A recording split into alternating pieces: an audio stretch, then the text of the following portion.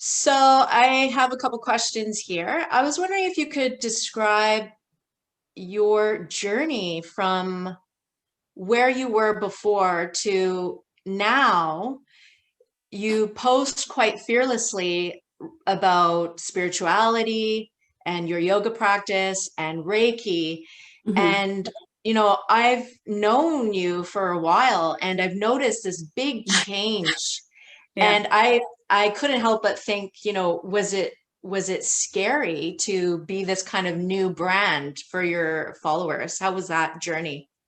It honestly wasn't that scary because I was going with my heart. I was going with my gut. And so, like, I've always had this big connection to God. So I didn't care, like, what people thought or what people said. If anyone had anything negative to say, I didn't care. Right.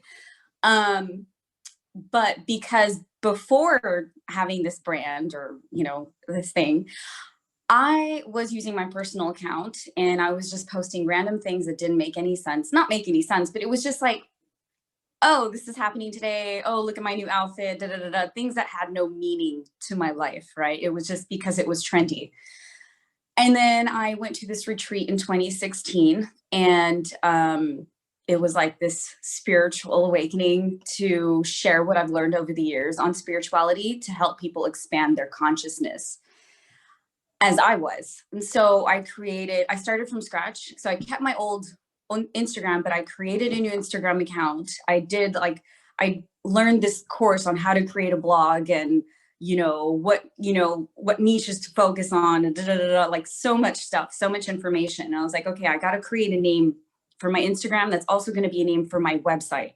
So I created a new Instagram account, paid for a domain, made a blog from scratch of my own, and said, this is what I was going to do.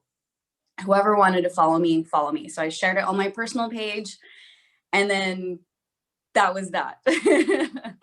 Amazing. And were there any people or because it's something that I hear from students, they'll tell us stories about, oh my gosh, I kind of like came out and, um, kind of like almost like, what? You're a yoga teacher?